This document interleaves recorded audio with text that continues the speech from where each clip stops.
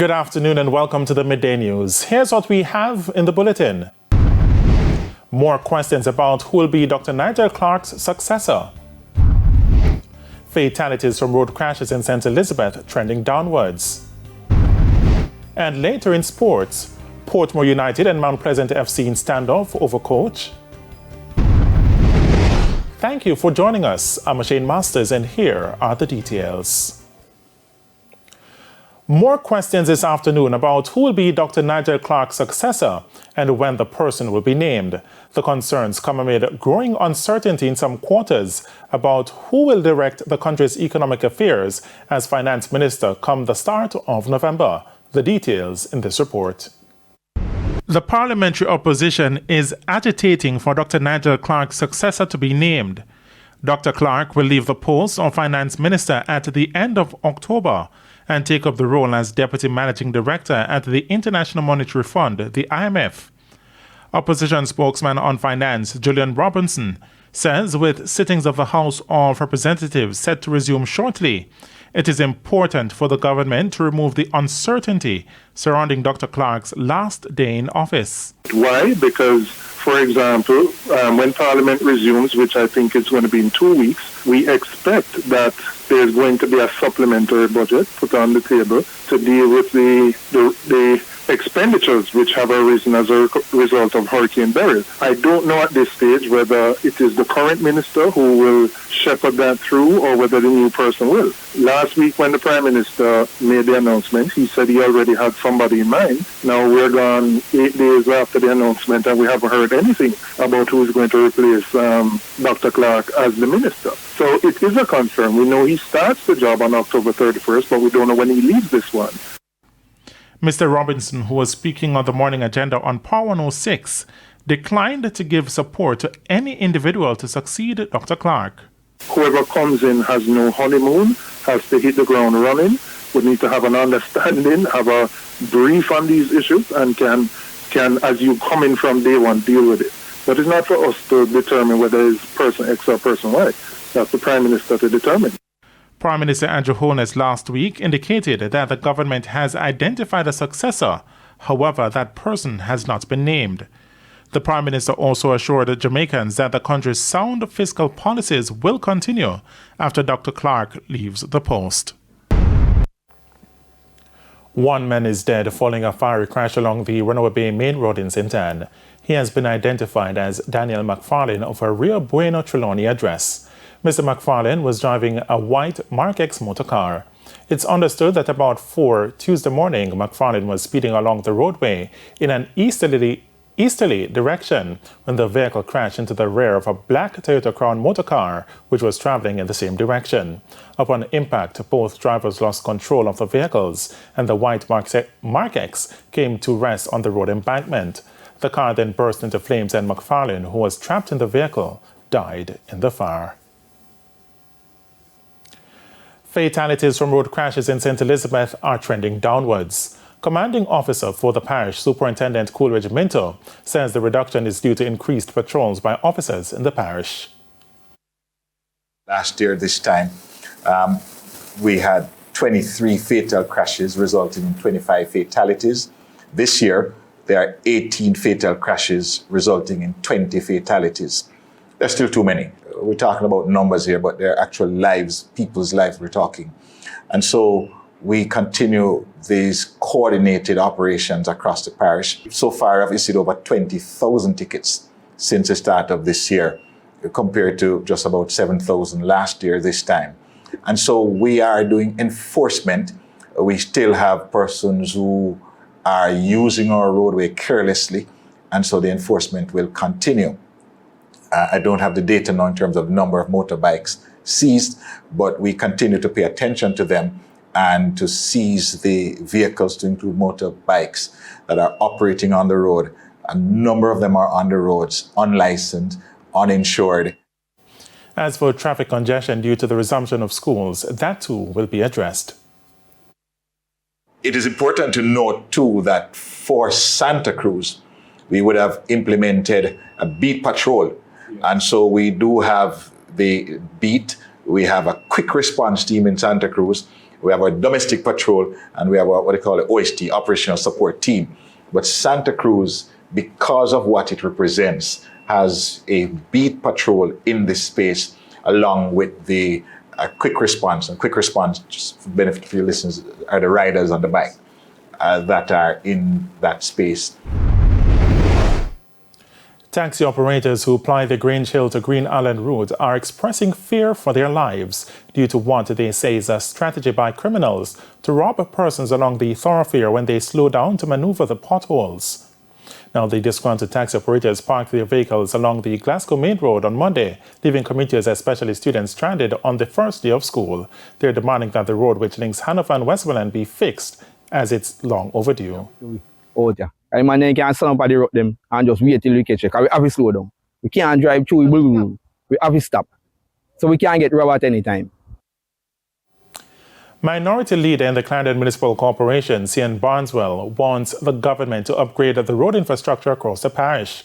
Mr. Barneswell told the TVJ News that frequent bad weather and neglect by the respective authorities have resulted in terrible roads across the parish. If you try to move from Maypen going in to Chapelton, or from Chapelton to Frankfield, or from Old Harbour into Maypen, or from Old Harbour going south along the Salt River Road going to Racecourse, from Racecourse going to Farker Beach, you would have seen the devastation and the deplorable condition our roads are in. While commending the local government minister for providing money through the Equalization Fund to repair roads in some areas, Mr. Barneswell believes the proposal should be expanded. Next time around, Minister, the EQ fund should not only be for one particular area, community within the parish, but it needs to be spread. The parish of Clarendon would have been seeing torrential rainfall over the years from 2019 to present, and we would have submitted various estimates asking for road repairs. To date, we have not received any money to rehabilitate these road networks. The Montego Bay Police say they have heightened their presence in areas known for criminal activities. The proactive measure is in response to increased commute due to the back-to-school period. Deputy Superintendent of Police Lenore Edwards explained some of the areas to be targeted. The People's Arcade is one such area which attract a lot of criminality. We are policing that space effectively, and we also welcome the demolishing of it, because it is like a sore thumb in the center of the township, and it offers homage, even though we try as best as possible to ensure the criminals are in the space, but they try to return when they see the opportunity presents itself. So we have a round-the-clock presence in that space. And as for operations across the division, we still maintain our posture, because we know elements will try to seize the opportunity to commit breaches of criminal acts. So we have our patrols policing all the various zones and police districts. The bus parks, we monitor those to ensure there's no loitering of students, as also any miscreants who want to commit any incidents against them. And it's time for a break here on the Midday News, but stay with us, more stories when we return.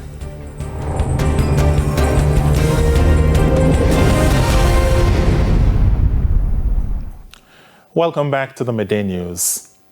The St. Catherine South Police say they are intensifying their presence and initiatives to keep students safe this academic year.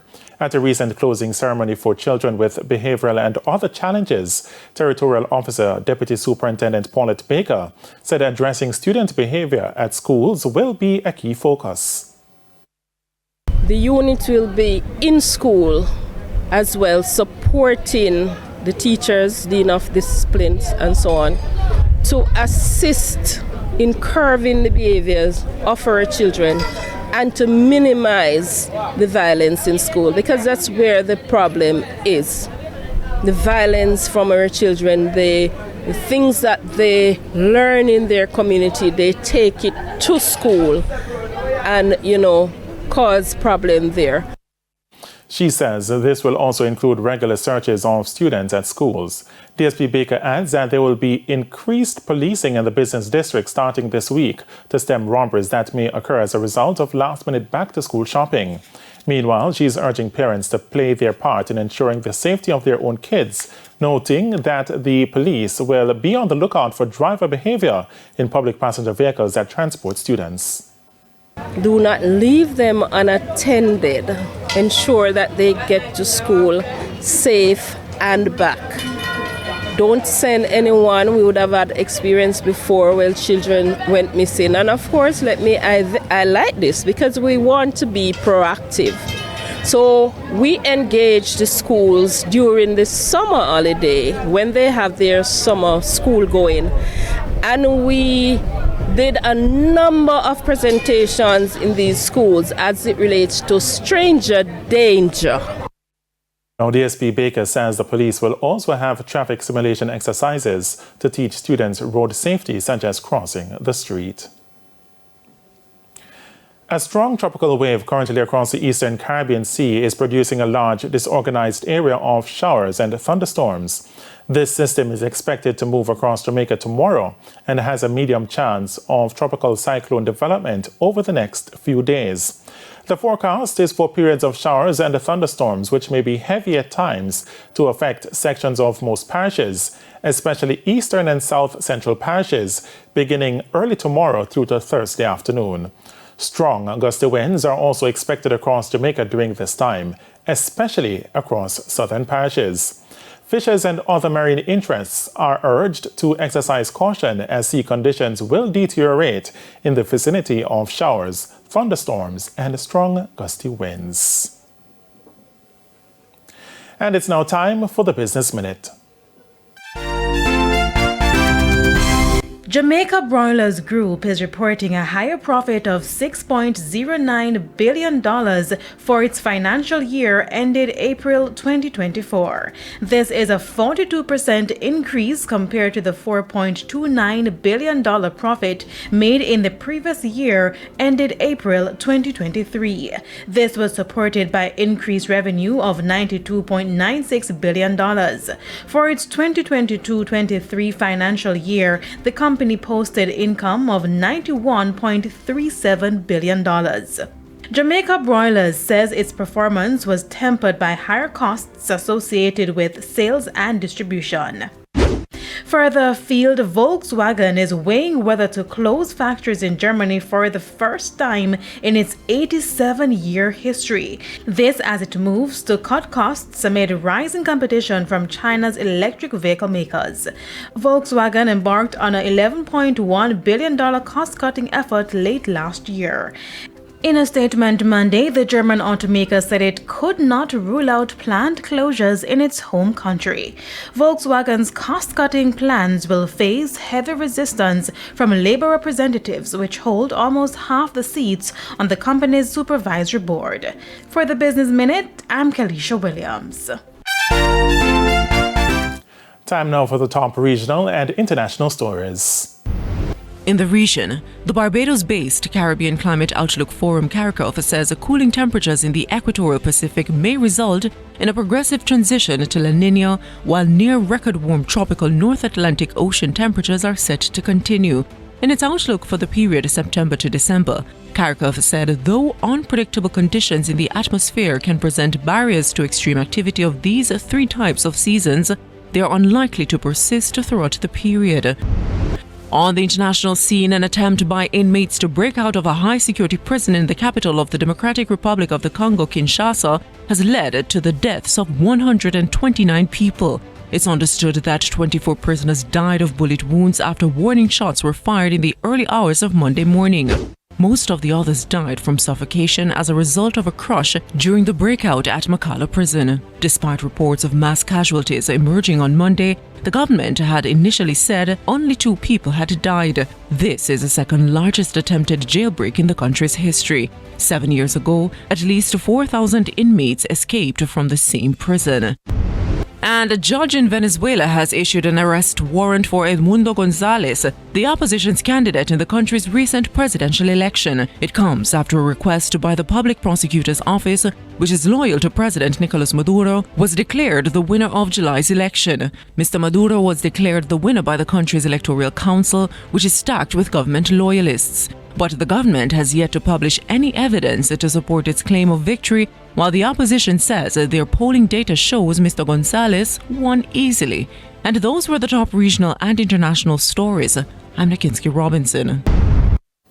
And we head to a quick break. When we come back, we'll have your midday sports report.